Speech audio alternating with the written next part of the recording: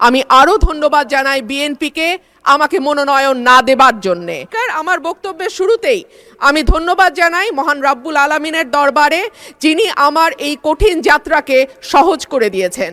আমি তারপরে ধন্যবাদ জানাই আমার অসংখ্য নেতাকর্মী, যারা নানানভাবে বঞ্চিত হয়ে ভয় ভীতির মধ্যে দিয়ে আমার নির্বাচন করেছে, দল থেকে বহিষ্কার হয়েছে, কিন্তু তারা আমাকে ছেড়ে যায় নাই। তাদের সকলের কাছে আমি কৃতজ্ঞ। মাননীয় স্পিকার, আমি আরও ধন্যবাদ জানাই বিএনপিকে আমাকে মনোনয়ন না দেবার জন্যে।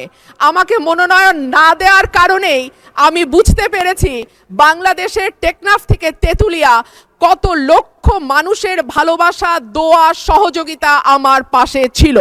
একটা দলীয় গণ্ডির মধ্যে থেকে নির্বাচন করলে এইটা বুঝবার সৌভাগ্য আমার হতো না।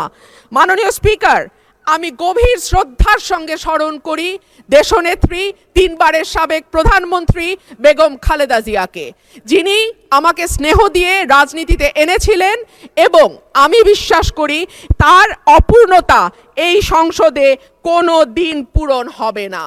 মাননীয় স্পিকার, হাজার মানুষের আত্মত্যাগ, তার ফসল হচ্ছে আজকের এই সংসদ। এই মানুষগুলো কারা, যাদের আত্মত্যাগের বিনিময়ে আমরা আজকে কেউ মন্ত্রী, কেউ এমপি, কেউ সরকারি দল, কেউ বিরোধী দল হয়ে এসে সংসদে বসেছি? মাননীয় স্পিকার, তাদের স্বপ্ন কি ছিল? তারা জানতো তাদের এই আত্মত্যাগের বিনিময়ে তারা কিন্তু কেউ মন্ত্রী হবে না, এমপিও হবে না। তারা ছিল সাধারণ মানুষ, একেবারে খেটে খাওয়া সাধারণ জনগণ বাংলাদেশের।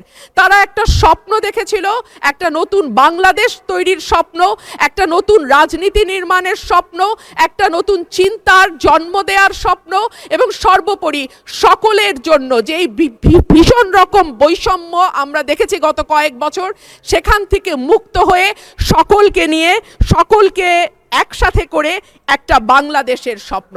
সেই সকল মানুষের কাছে আমি এবং আমি বিশ্বাস করি আমার সহকর্মী এই সংসদ সদস্যরা সকলেই কৃতজ্ঞ।